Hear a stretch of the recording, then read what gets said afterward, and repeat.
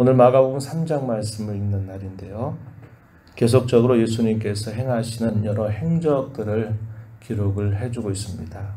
2장 후반부에 논쟁 사건이 몇 가지 기록이 되고 있는데요. 3장의 초반에서도 그 사건이 기록됩니다. 2장 말미에 보면은 금식을 하는 문제를 가지고서 당시에 예수님과 충돌하고 있는 종교 지도자들의 모습이 나타나고요. 또 두 번째는 안식일을 지키는 문제에 관해서 논쟁이 일어나는데 제자들이 배가 고파서 이삭을 비벼 먹는 그 일을 가지고서 안식일을 어겼다라는 문제로 또 역시 예수님과 충돌하는 문제가 있었습니다. 3장의 초반에서도 또 안식일에 또 있었던 일로 인해 논쟁이 붙는데 예수님께서 안식일 날에 한편 손마른 사람을 치유하시는 일이 있게 되자 그것으로 인해서 또 격렬한 또 반응이 있게 되는 부분이 기록되고 있습니다. 그래서 여러 논쟁들이 쭉 기록이 되고 있고요. 예수님께서 계속적으로 가르치시고 행하시는 그 일로 인해서 많은 사람들이 예수님을 따르게 된다라는 사실을 설명해 주고 있습니다. 7절로부터 12절의 내용이 그런 내용들입니다. 갈릴리뿐만 아니라 유대와 예루살렘, 또 이두메, 요단강 건너편, 심지어는 두로와 시돈, 비교적 멀리 떨어져 있는 곳에 있는 많은 사람들조차도 예수님이 가는 곳곳마다 따라다니면서 그분이 하시는 말씀, 또 그분께서 행하시는 여러 기적들을 사람들이 보게 됩니다. 그런 가운데서 귀신들이 그 예수 그리스도가 누구인가를 알아보는 일이 있게 되었습니다. 11절 말씀 한번 가서 보면은 이런 말씀이 표현되어 있어요. 더러운 귀신들도 어느 때든지 예수를 보면 그 앞에 엎드려 부르짖어 이르되 당신은 하나님의 아들이니이다. 귀신들이 먼저 알아보는 겁니다. 그분이 과연 누구인가. 많은 사람들은 이 사람이 메시아인지 이 사람이 아니면 선지자인지 그러나 보통 사람과 다르다는 것은 알고 있으면서도 그가 진실로 누구인가를 정확하게 보지 못합니다. 그런데 귀신 들린 사람은 정확하게 알아보는 겁니다. 그 예수님을 향해서 뭐라고 말하냐면 하나님의 아들입니다. 이렇게 표현합니다. 이 하나님의 아들이라고 하는 표현은 바로 그분이 바로 하나님이시다라는 것을 말해주는 이야기입니다. 그럼에도 불구하고 그들은 두려워하고 피하려고 했지 그 주님을 향해서 나의 구주로 고백하는 그런 일들은 하지 않는 것입니다. 예수님께서는 12명의 제자를 이제 불러 세워서 그들을 내보내시면서 여러 목적을 말씀하시는데 우리가 읽은 본문 가운데 14절에 보면요. 그 목적에 대해서 이렇게 말합니다. 이는 자기와 함께 있게 하시고 또 보내사 전도도 하며 귀신을 내쫓는 권능도 가지게 하려 하심이로라 이렇게 말합니다. 주님께서 12명의 제자를 이제 다 불러 세우셨는데 그 세우신 목적에 대해서는 자기와 함께 있게 하시기 위함이다. 주님과 함께 언제나 교제하고 그들과 항상 또 말씀을 나누고 또 하는 그런 목적을 위해서 주님이 그들을 세우셨다. 그들을 내보내서 그들로 하여금 전도, 하나님 나라의 복음을 전하게 하실 목적을 위해서 또한 세우셨다. 이렇게 이야기합니다. 덧붙여서 주님께서는 귀신들을 제어할 수 있는 권능, 그들을 쫓아낼 수 있는 권능도 함께 그들에게 주어서 이 전도하는 일들을 감당하게 하시려고 하셨다. 이렇게 이야기합니다. 궁극적으로 그들을 세우신 목적은 한마디로 이렇게 말할 수 있을 것입니다. 하나님의 나라를 그들로 통해서 증거하고 전파하게 해서 많은 사람들로 하여금 그 나라의 백성이 되게 하시려고 하는 그런 목적을 가지셨다고 이야기합니다. 그래서 이러한 제자들을 내보내시면서 주님께서는 그들로 하여금 기적을 행할 수 있는 능력도 주셨고 귀신들을 쫓아낼 수 있는 그런 능력도 그들에게 주시게 됩니다.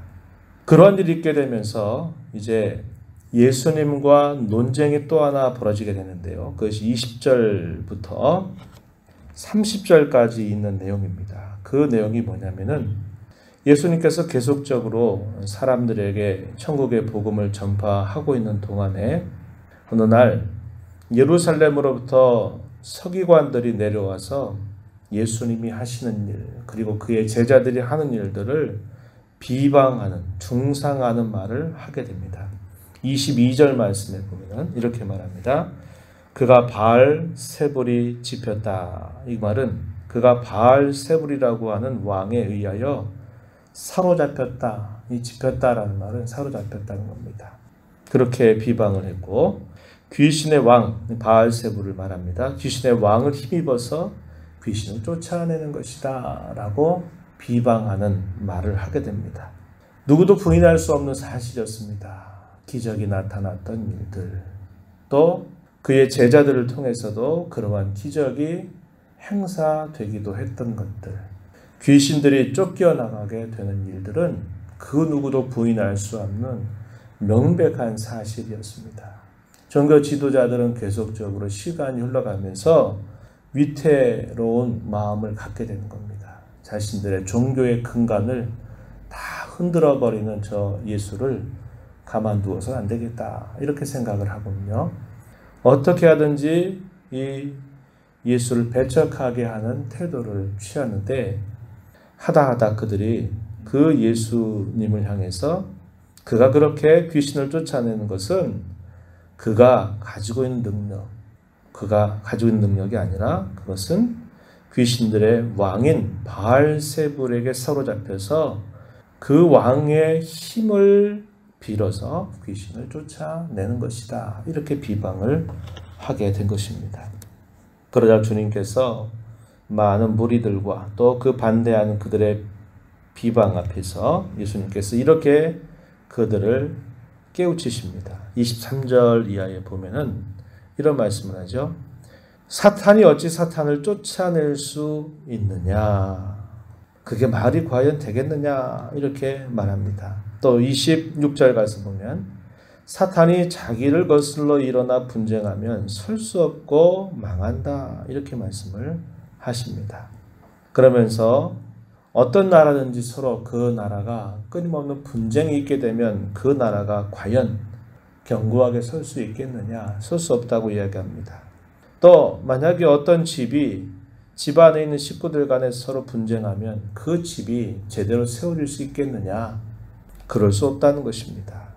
사탄이 만약에 자기를 거슬러서 스스로 자기의 종들을 다 부리게 만든다면 그 나라가 어떻게 설 수 있겠느냐? 이렇게 말씀하면서 절대로 그렇지 않다는 겁니다. 오히려 사탄보다도 더 강한 그 능력으로 그를 제압하고 있는 일이다 라고 이렇게 말씀을 하시는 겁니다. 27절에 보면 사람이 먼저 강한 자를 결박하지 않고는 그 강한 자의 집에 들어가 세간을 강탈하지 못한다. 결박한 후에야 그 집을 강탈한다. 그와 같이 귀신을 제할 수 있는 것은 그 귀신들의 왕이라고 부르는 바알세불의 능력이 아니라 그 바알세불보다도 더 강한 능력으로 그를 결박하고 있기 때문에 이러한 일이 일어난 것이다. 이렇게 예수님께서 말씀을 하시는 겁니다. 하나님만이 하실 수 있는 일, 주의 성령의 능력으로 할 수 있는 그 일을 귀신들의 왕인 바알세불의 능력을 빌어서 그런 일을 행하고 있다고 말하는 그들의 악한 의도와 배척에 대해서는 주님께서 엄숙한 경고를 내리십니다. 성령을 모독한 자는 영원히 죄를 용서받지 못한다. 이렇게 말씀을 하셨습니다. 마태복음 12장 28절에도 이와 비슷한 내용들이 기록이 되는데 예수님께서 그렇게 말씀합니다. 이러한 일이 나타나는 것은 하나님의 나라가 이미 임했다고 하는 증거다. 이렇게 이야기합니다. 내가 성령을 힘입어서 귀신을 쫓아내는 이 일은 하나님의 나라가 이미 여기에 너희들 가운데 임했다고 하는 것을 보여주는 분명한 증거다. 마태복음 12장 28절에서 그렇게 말씀을 하십니다. 그러면서 그들의 모든 비방에 대하여 엄숙하게 경고하시는 말씀이 나타나요. 하나님의 나라가 임했다는 겁니다. 그 사실들을 말씀하고 있는 것이죠. 그러던 중에 예수님의 가족들이 찾아와서 예수님을 부른다고 하는 소식을 듣게 되자 예수님께서 어떤 말씀을 하시느냐, 또 이렇게 말씀하셔요. 33절 가서 보면 누가 내 어머니며 동생들이냐 이렇게 물으시고는 둘러앉아 있는 많은 무리들을 향해서 이렇게 교훈을 주십니다. 35절에 보면 하나님의 뜻대로 행하는 자가 곧 내 형제고 내 자매고 내 어머니다, 이런 말씀을 하십니다. 육신적인 혈육을 부정하신 것이 아니라 하나님의 나라의 이치, 하나님의 나라의 새로운 질서에 대해서 예수님께서 분명히 말씀하신 겁니다. 혈육을 통한 이런 가족관계가 아니라 바로 한 하나님을 섬기는 그러한 모든 이들이 다 한 가족이다, 진정한 가족이다 라는 사실을 예수님께서 가르쳐 주고 계신 것입니다. 누구든지 하나님의 뜻대로 행하는 자라면 그들은 다 한 가족이다. 하나님의 나라에 같은 소속감을 갖고 하나님의 뜻을 앞세우고 그분의 뜻을 순종하면서 살아가는 그런 사람들이야말로 진정한 하나님의 가족이다. 이 사실을 말씀을 하고 있는 겁니다. 당시에 하나님의 뜻을 앞세우면서도 결국은 자기들의 욕심을 채웠던 이들이 누굽니까?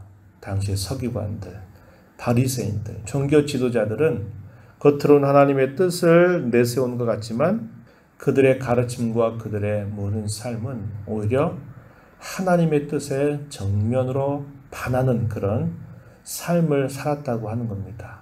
예수님 그 부분에 대해서 끊임없이 그들의 위선에 대하여 예수님은 책망하셨던 일들을 우리는 분명히 기억하게 되는 겁니다.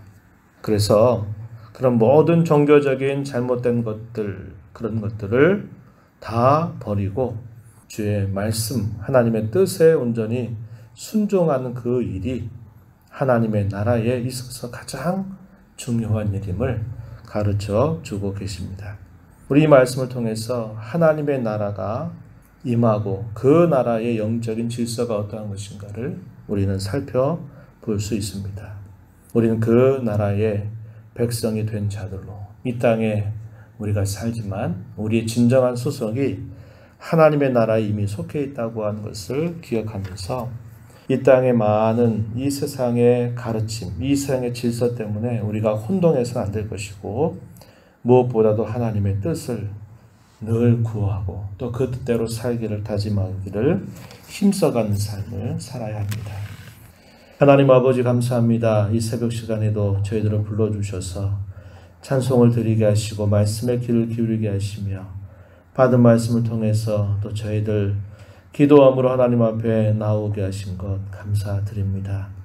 이 세상의 가치와 이 세상의 많은 혼돈된 그런 질서 위에 하나님의 거룩한 나라가 임하게 하시고 또 저희들을 주의 복음을 듣게 하셔서 그 복음을 들은 자로 하나님의 백성이 되게 해주신 것을 참으로 감사드립니다. 이 세상에 살지만 이 세상에 속한 자가 아니라 하나님 나라에 속한 자임을 언제나 기억하고 언제나 하나님의 뜻이 무엇인가를 늘 찾고 그 뜻에 순종하는 일에 저희들의 삶을 집중하도록 언제나 인도하여 주시옵소서. 주 앞에 나와서 은혜를 간절하게 구하는 모든 종들을 용납하시고 간구의 귀를 기울여 주시옵소서. 귀하신 예수님 이름으로 기도하옵나이다. 아멘.